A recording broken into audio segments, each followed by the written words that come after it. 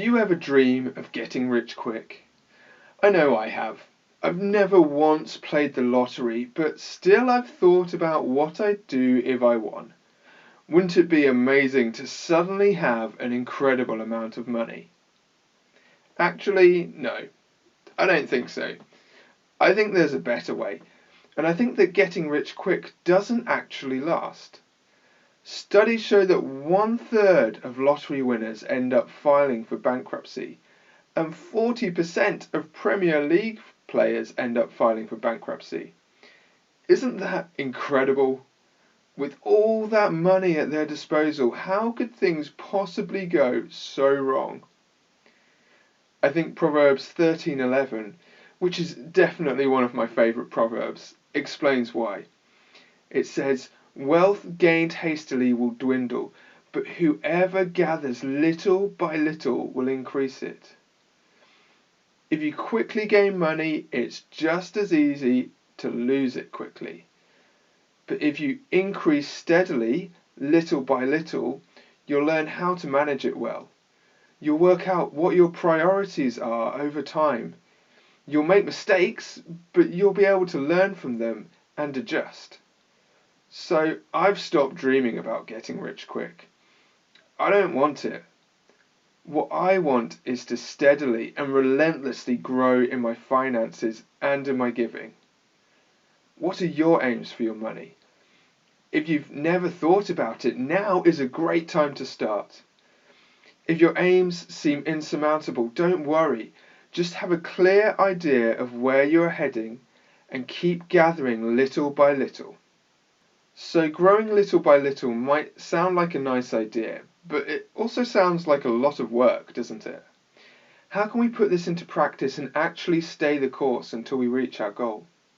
I read a book recently that got me thinking about this. It wasn't Atomic Habits or Rich Dad Poor Dad or anything profound like that. It wasn't even useful. It was this: Star Wars Alphabet Squadron.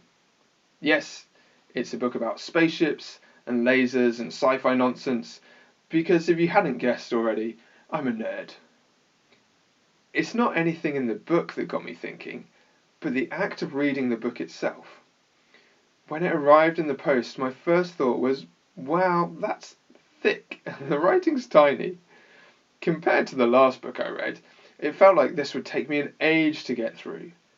But I kept reading, word by word, page by page, and little by little, I made it to the end. The thing with reading a real physical book is that even though it can take a long time, there's such a clear sense of progress. And having a sense of progress gives great momentum to the process. So what is it that gives us this sense of progress when we read a book that we can apply to our financial aims to see them become a reality? Firstly, I think we need a clear, defined start. Just like a book has the first page of chapter 1, so we need to know where we're starting from. So assess where things are at for you right now. You need a good idea of your present reality.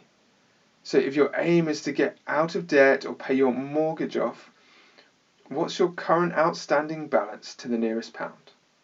Don't just guess, find out. And if you want to start investing, what do you have invested already? And what do you have available to invest? If you want to grow your business, how much exactly are you making now? Run the numbers and define your starting point. Secondly, we need a clearly defined end.